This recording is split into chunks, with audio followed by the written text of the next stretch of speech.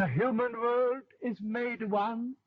All the countries are losing their distance every day, their boundaries not offering the same resistance as they did in the past age. Politicians struggle to exploit this great fact and wrangle about establishing trade relationships.